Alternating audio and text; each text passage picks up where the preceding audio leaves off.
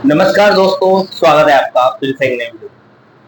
दोस्तों, third PRC के बारे में आप सोचते हैं जब भी 2017 से लेकर 2000 आज 2026 चला है, 9.5 साल हो गए।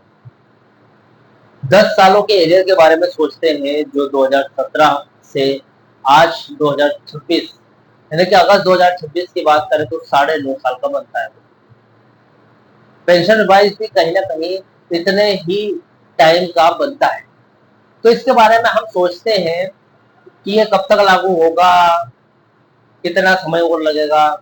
लेकिन कभी आपने इसके बारे में ये सोचा है कि थर्ड पीआरसी लागू करने के लिए सरकार के पास पैसा है या नहीं?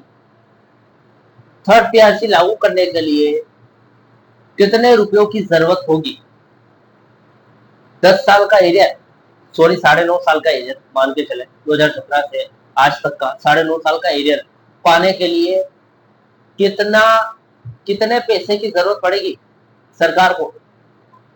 आज इस वीडियो में डिटेल तरीके से हम कैलकुलेट करने वाले हैं कि बीएसएनएल थर्ड पीआरसी लागू करने के लिए सरकार को कितने पैसों की जरूरत पड़ेगी, या फिर 10 साल के एरियर को लागू करने के लिए कितना यहाँ पर पेमेंट चाहिए सरकार को। अगर सरकार बीएसएनएल की वित्तीय स्थिति की बात करें तो क्या बीएसएनएल अपने प्रॉफिट के दम पर थर्ड पीआरसी लागू करने के लिए यहाँ पर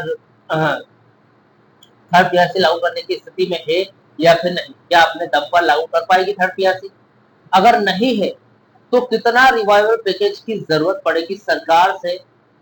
या हम बात करें 4G और 5G का रिवाइवल पैकेज मिला है तो 4G और 5G को रोल आउट करने के लिए सरकार की तरफ से या संसद की तरफ से जो भी रिवाइवल पैकेज मिला है उसमें से क्या थर्ड पीआरसी के लिए रिवाइवल पैकेज है या फिर एक्स्ट्रा रिवाइवल पैकेज लेने की जरूरत पड़ेगी? आज पूरी जानकारी डिटेल तरीके से इस वीडियो में हम जानेंगे। दोस्तों, सबसे पहले चैनल पर नए हो, पहली बार आए हो, बीएसएनएल से जुड़ी सभी प्रकार की जानकारी और रोज डेली देखना चाहते हो तो मेरे चैनल को सब्सक्राइब जरूर कर लेना दोस्तों। साथ में बेल नोटिफिकेशन ऑन करना मत भूलना, क्योंकि बहुत सारे दोस्त ऐसा करते हैं, कर्मचारी भाई ऐसा करते हैं, जो भी इस वीडियो को देख रहा है वो ऐसा करते हैं कि सब्सक्राइब कर लेते हैं, बेल नोटिफिकेशन ऑन करना भूल जाते हैं। अब दिक्कत ये आती है, परेशानी उनको वहां आती है जब भी मैं कोई नया वीडियो अपलोड करता हूँ तो वो वीडियो उनको मिलता है 7-8 घंटे बाद में या फिर एक दिन बाद में। फिर आप बोलते हो कि आपने तो आज वीडियो नहीं अपलोड किया, या फिर आज रोज डेली के अपडेट आप जैसा बोलते हो आपने अपलोड नहीं किया। तो भाई साहब, उसमें मेरी गलती नहीं, आपने बेल नोटिफिकेशन ऑन नहीं किया। उसके बाद बेल नोटिफिकेशन के अंदर भी कुछ 3 ऑप्शन मिलते हैं जिसमें से आल पर ओके करना होता है, यानी कि मैं जो भी वीडियो अपलोड करूंगा आज सभी वो जैसे अपलोड करूंगा सबसे पहले आपके पास पहुंचेगा, अगर आपने बेल नोटिफिकेशन पर आल पर क्लिक किया होगा तो बेल नोटिफिकेशन ऑन जरूर ऑन करना और इसके साथ आल पर क्लिक कर देना, ताकि आपका मैं भी जब भी कोई नया वीडियो अपलोड करूँ सबसे पहले आपके पास पहुंचे। चलिए दोस्तों, मेरा नाम है सुनील विश्वकर्मा। मेरे द्वारा दी गई जानकारी आपको सही लगे, सटीक लगे या फिर यूजफुल लगे तो इस जानकारी को अपने मित्रों के साथ, कर्मचारी भाइयों के साथ ज्यादा से ज्यादा शेयर जरूर। चलिए दोस्तों, बढ़ाते वीडियो को आगे। दोस्तों देखिए, जहां तक रिवाइवल पैकेज की बात आती है, सरकार रिवाइवल पैकेज 4G 5G के स्पेक्ट्रम वगैरह रोल आउट करने के लिए देती, कंपनी को मार्केट में बनाए रखने के लिए देती, ताकि कंपनी डूबे ना। क्योंकि सरकारी कंपनी सरकारी जो बीएसएनएल है कोई सिर्फ पीएसयू नहीं, यहाँ पर सरकारी, यहाँ पर बीएसएनएल जो है बहुत सरकारी विभागों में, बहुत सारे सरकारी विभाग है ऐसे जहाँ पर काम आती है। जैसे हम आर्मी की सिक्योरिटी से लेकर बात कर ले, या फिर बीएसएनएल के अन्य जितने भी सरकारी काम है, बीएसएनएल टेलीकॉम यूज होता है। तो बीएसएनएल सिर्फ एक कंपनी है, इसलिए उसको मार्केट में बनाए रखना जरूरी है, तो रिवॉल्व पैकेज मिलते ही है। अब दोस्तों, बीएसएनएल में थर्ड पीआरसी यानी कि पे रिवीजन एरियर में एरियर के वित्तीय खर्च या फिर रिवॉल्व पैकेज के नियमों और कंपनी के मौजूदा हालात को आज बयां करने वाला हूँ। देखिए दोस्तों, थर्ड पीआरसी 2017 से लेकर 2026 तक अभी पेंडिंग है। इसे लागू करने के लिए कितना पैसा चाहिए? देखिए दोस्तों, वार्षिक और अतिरिक्त खर्च की बात कर लेते हैं। बीएसएनएल कर्मचारी यूनियन एसोसिएशन जैसे कि बीएसएनएल जो भी एसोसिएशन है उनके अनुमान के मुताबिक अगर 15% फिटमेंट के साथ थर्ड पीआरसी लागू किया जाता है तो कंपनी पर हर साल लगभग 500 से लेकर 600 करोड़ रुपए का अतिरिक्त वित्तीय बोझ बेसिक पे प्लस डीए का खर्च आए, जो कि 500 से 600 करोड़ रुपए बैठता है। देखा जाए तो कंपनी अपने प्रॉफिट से ये खर्च उठा सकती है, लेकिन बात करें 10 साल के एरियर की तो वो बहुत ज्यादा होता है। 10 साल का एरियर दोस्तों 2017 से लेकर 2026 तक का, जो कि 1 जनवरी 2017 से लेकर 2026 तक 10 साल के एरियर की एक मुश्त देनदारी लगभग दोस्तों 5,000 करोड़ से लेकर 6,000 करोड़ रुपए के बीच में बैठती है, जो कि ये थर्ड पीआरसी लागू करना, पेंशन रिवीजन लागू करना, इन दोनों के खर्चों से 5 गुना से भी ज्यादा है। जो 10 साल का एरिया है, वैसे तो नियम के हिसाब से वो आपको मिलना चाहिए क्योंकि आपका हक है, लेकिन ये पीआरसी लागू करने से कहीं ज्यादा है। तो देखा जाए तो बहुत ज्यादा है, इसके लिए बहुत ही ज्यादा पैसे की जरूरत है, 5,000 से 6,000 करोड़ रुपए की जरूरत है। अब दोस्तों देखिए, क्या बीएसएनएल घाटे में, क्या बीएसएनएल अपने दम पर यानी कि अपने प्रॉफिट पर इसे लागू कर सकती है या फिर नहीं।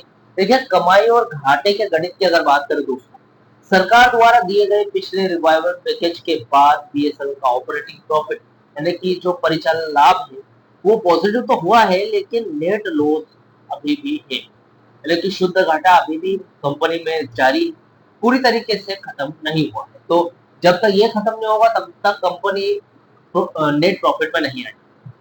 नेट प्रॉफिट में नहीं आएगी तो कंपनी अपने दम पर कभी भी अपने खर्चे नहीं उठा सकती। अकेले लागू करने के दम पर की अगर बात करूं, बीएसएनएल अभी अपने खुद के राजस्व यानी कि प्रॉफिट से 5 से 6,000 करोड़ का एक मुफ्त एरियर भुगतान हर साल, एक मुफ्त भुगतान, एरियर भुगतान और हर साल 600 करोड़ रुपए का अतिरिक्त वेतन खर्च उठाने की स्थिति में अभी फिलहाल है ही नहीं। यानी कि कंपनी अपने दम पर थर्ड पीआरसी लागू नहीं कर सकती। रही रिवाइवल पैकेजेस की बात, क्या 4G और 5G रिवाइवल पैकेज के पैसों में थर्ड पीआरसी लागू किया जा सकता है? देखिए दोस्तों, पैकेज की हकीकत बताने वाला हूँ। सरकार ने बीएसएनएल के लिए 3.22 लाख करोड़ यानी कि लगभग 3.5 लाख करोड़ रुपए के 3 रिवाइवल पैकेज दिए। उनका पैसा 4G और 5G स्पेक्ट्रम, टावर लगाने, इंफ्रास्ट्रक्चर जो कि कैपेक्स और भारत नेट प्रोजेक्ट के लिए फिक्स यानी कि रिंग फेंस्ड होता है, यानी कि लॉक्ड पैसा है, यानी कि लॉक्ड पेमेंट है, उसको हम यूज नहीं करते।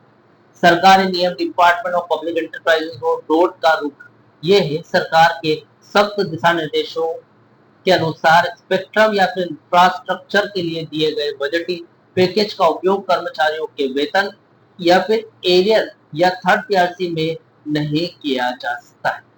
सख्त निर्देश है भाई साहब, इसका यूज नहीं कर सकते। अब थर्ड पीआरसी लागू करवाने के लिए और क्या क्या रास्ते बचते हैं अगर रिवॉल्व पैकेज यूज नहीं कर सकते हैं तो देखें, केवल 2 ही रास्ते बचते हैं दोस्तों। पहला तो अफोर्डेबिलिटी क्लॉज में विशेष छूट